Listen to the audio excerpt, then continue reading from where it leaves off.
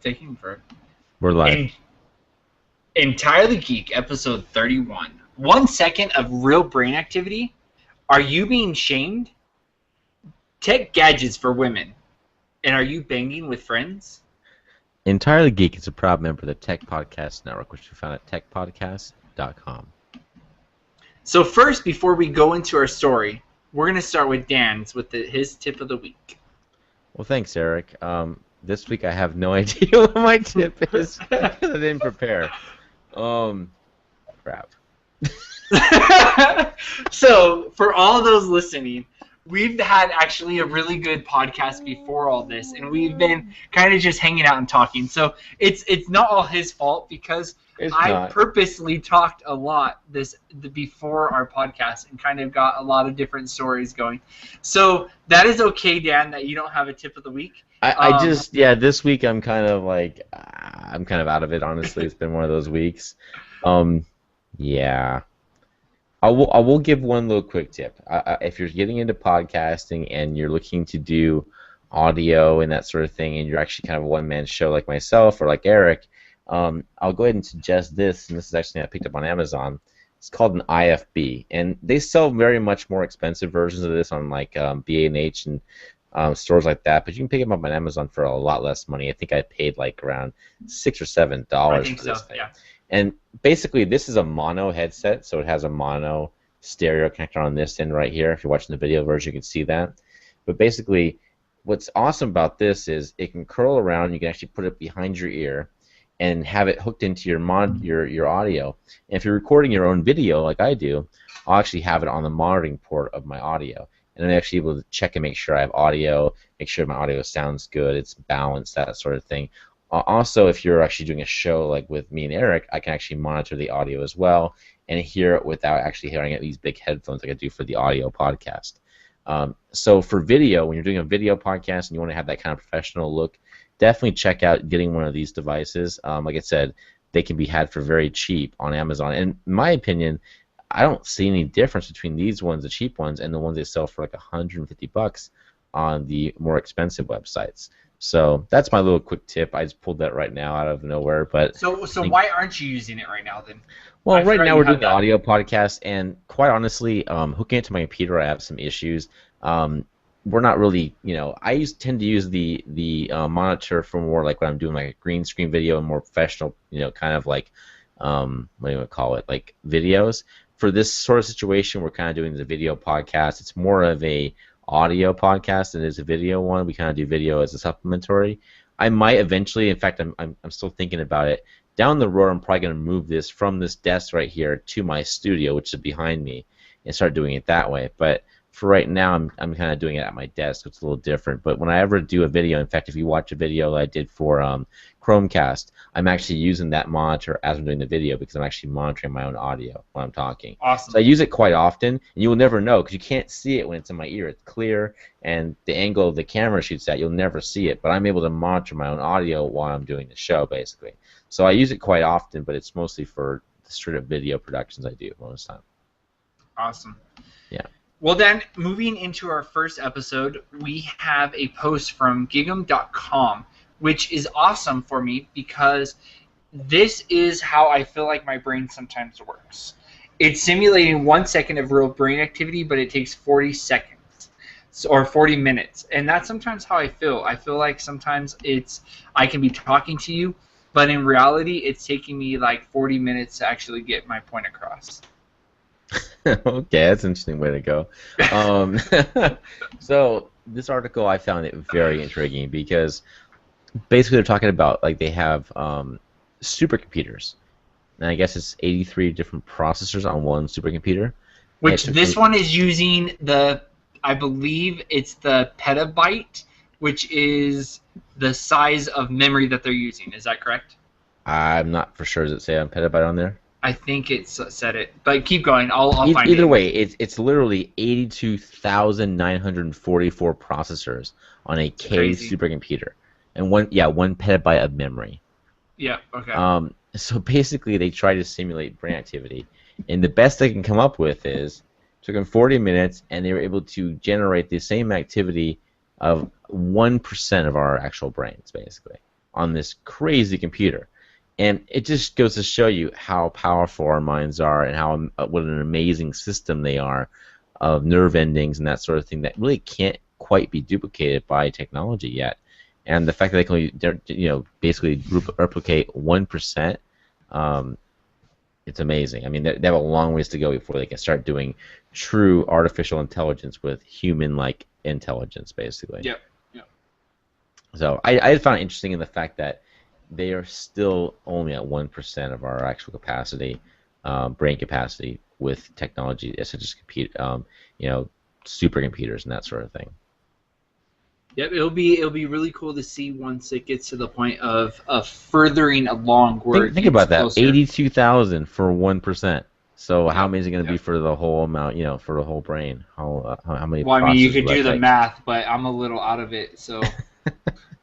I've been drinking a little too much moonshine to do that math, but yes, Yeah. I agree. I agree. So, talking about drinking, Dan, let's talk Yes. about our next article. So, Daniel, you have been drinking too much. You leave your bar tab open at a local bar for $100. Typically, nothing happens to you because they don't know where you are or who you are. But Right. from CNET.com, this bar uses a Facebook, or takes a picture and posts it on their Facebook page and tracks this guy down. This is amazing for me because you imagine, Dan, you're drunk out of your mind and you're like, oh, I don't need to pay my bill today. I'm good. And then 2 days later, the cops are at your door. Why? Because your cousin's uncle's brother's sister's family friend of 2 years past turned you in because you added them on Facebook. Yeah, I mean I'd say a call out. I mean last year I went to a bar in Chicago and it was called Howling in the Moon, and they did a very interesting thing at the end of the night before they closed on the bar. They would on the piano sing out everyone's name that still owed money at the bar before you left. And I got called out, by the way, because my bar tab wasn't closed. So that, Daniel Lopez, come pay your tab over the entire thing, which is awesome, by the way. I loved it. But this is taking it to a whole other level. Yep. Now they're tracking you down on Facebook, and because of social media, nobody, even if you have a picture and no name, and I guess they probably had his name too, right? Because they had his credit card or no? Well, I don't even know if they had a credit card. That's the a little thing. confusing part to me, because I've never. Okay, maybe you've been to a bar that doesn't take a credit card. But whenever I open a tab, there's always a credit card on it. I'm not really sure how that works otherwise, but I guess they didn't come and sign it, so they can't close it out. I'm not really sure. So he forgot his wallet, so they probably had his ID. I see. So they put it on his ID. That's interesting. Okay. Yeah. Gotcha. So yeah, no, I mean, taking it to the whole other level, I have to say, I mean, that's what technology is able to do for you. You're able to go and kind of crowdsource it. Put a picture out there and get some response back from people, and then be able to find somebody. Cool. Yep. I mean, it's kind of interesting. It's kind of nice. You think about people that owe you money. We should start doing that. Start taking pictures. I will. And putting them on Facebook. I will. I'm taking a screenshot right now. Ha!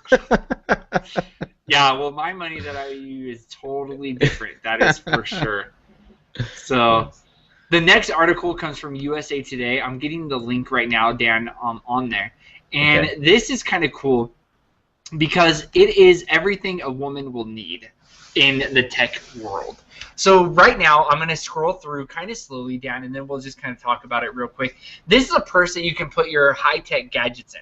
I think it's pretty cool because there's a lot of times where you need, not me and you, but where you need something and you need to be able to put it in. Your iPhone in and be able to tuck it away and not look too shabby with it.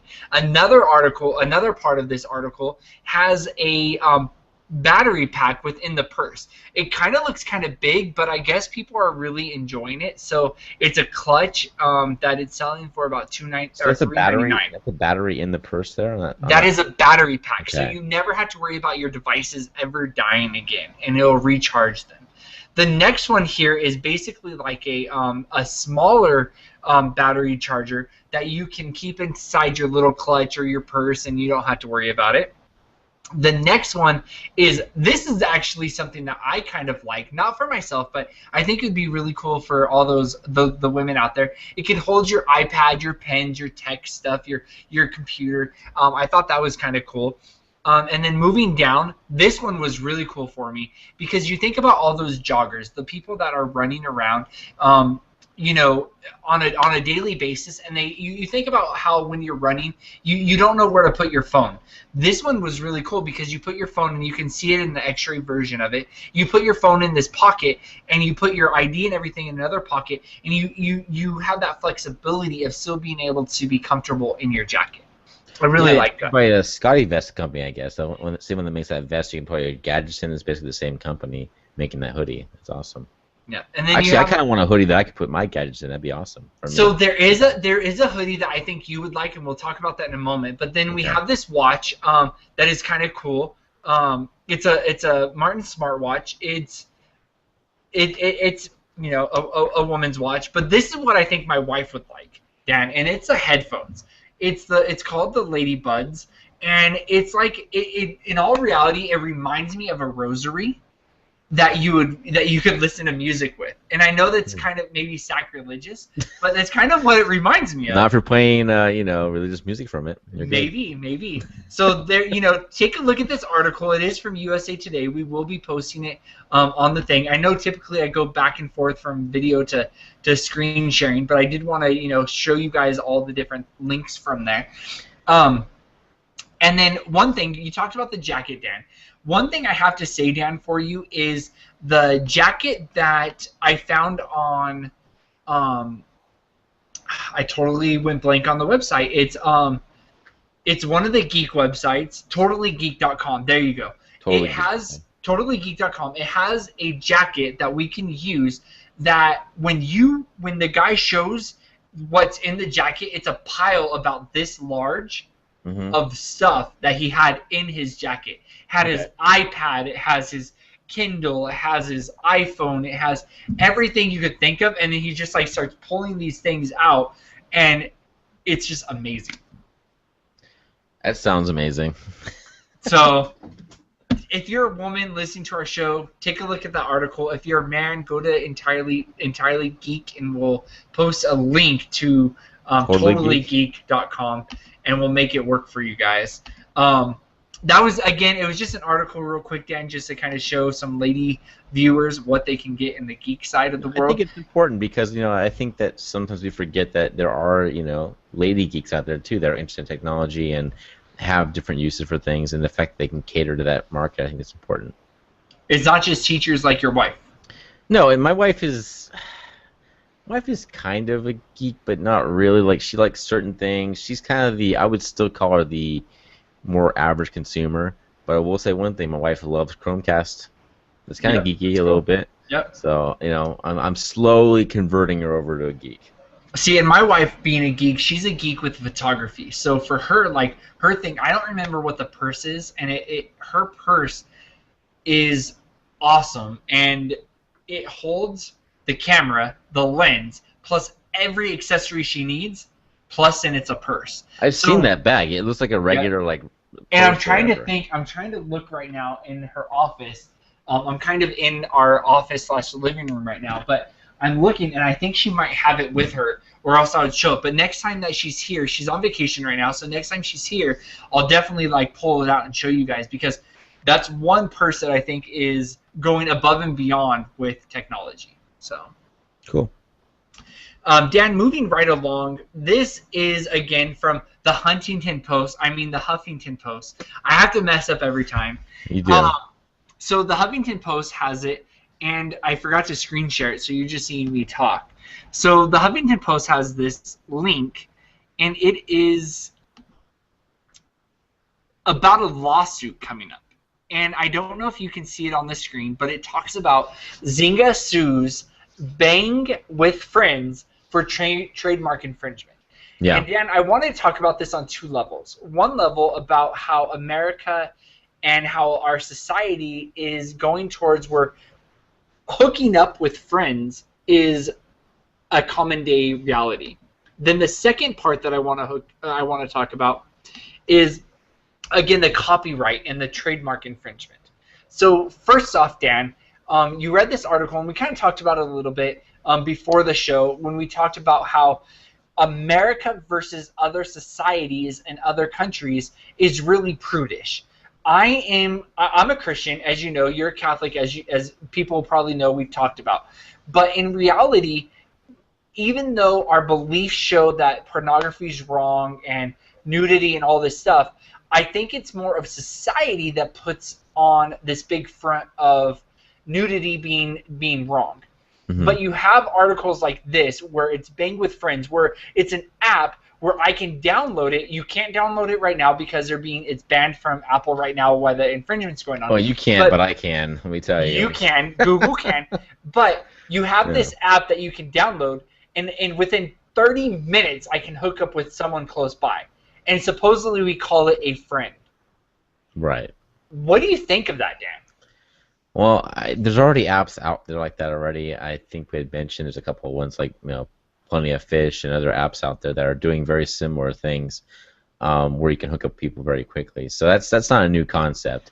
I think the whole thing of them, trying to kind of make it a play on words, where it's like, there's words with friends, now it's Bang with Friends, and that's.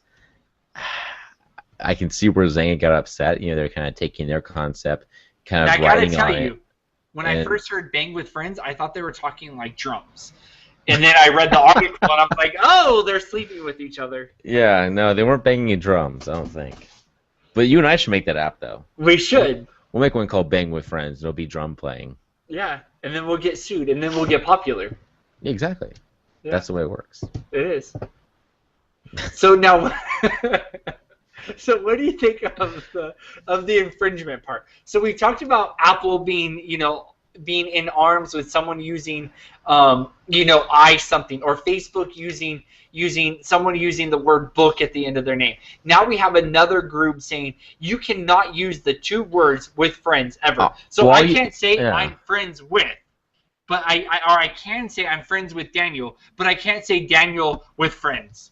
Well, okay, so it's the way that words are ordered and the way as far as like how they're using them. Like I'll give you an example of a local example in Riverside that you're aware of. Neiman Marcus. They got in big trouble, right? Yes, because they're Neiman Marcus. Yes. So they obviously Neiman Marcus and Neiman Marcus have nothing to do with each other. Barks with friends now, right? Or something like that. Yeah, exactly. So they have nothing to do with each other. I mean, there's no problem. Neiman Marcus wasn't competing with Neiman Marcus at all. But they don't even have a dog exactly area. Yeah. But it's still they're playing off their name, and they didn't like that, so they shut it down. But don't you think that would be? I mean, Daniel, I think that when we become popular and people start using, well, I mean, we could get in trouble with that. Actually, let's back up a little bit. We are entirely geek. Mm-hmm. What about Totally Geek or these other sites and other sites that are geek okay, sites? But I'll give you an example. So that's a little different. Like Neiman Marcus, for example, that's a play on words. Like we know exactly where that comes from, right? We know it's a reference to a fancy store for a fancy store for dogs because Neiman Marcus is a fancy store, right? Totally Geek or whatever that I think would be exactly the same thing in a way. It's what it is they're playing off of their the famous store, the famous brand, basically. So words of friends, everyone knows it. Basically, they're playing off that popularity and making it kind of funny and laughing about it and that sort of thing. So it's not quite the same thing. You know what I mean? Like I don't think that just because the words are similar or the words are in there, it's gonna be a problem. But it's more like we're taking this company or this person's famous intellectual property and basically making a pun off of it, if that makes sense. Just like Victor's Secret was sued by Victoria's Secret. You can't be that similar, if that makes sense. See, and that's dumb because I want to open up Timmy's Secret, and I told you like what six episodes ago I put a shout out for Timmy's Secret, and it's going to be an all male store that allows male thongs or whatever, and it's going to be out there for you. You could buy your banana hammocks online. I'm not It'll judging. be perfect. You know, but there's the thing is I think that these companies need to get over the fact that people want to use similar names. I would be if someone decided to open up I don't know, something else Geek or whatever. I would be excited if we had a trademark because Well, yeah, so yes, Geek. I think it's one. Like I said, I think it really what comes down. Okay, to so is like, string wings. Let's use string wings. String wings is like if you're really popular. Yeah, okay. Well, string wings is not a good example. Entirely Geek. Say it's a bad example. No one even knows what string wings is. Entirely Geek. Okay, so they started saying entirely Freak, and we were really popular. There might be an issue. I don't know. I personally probably wouldn't care that much. And I'm not a lawyer, so I can't give legal advice, but from what I hear, when you have a trademark or a copyright, you basically have to defend it or you lose it. So I'm not sure exactly how that fits in. If like someone has a play in your name, do you have to defend it or does it fall into a kind of like gray area? I'm not really sure, honestly.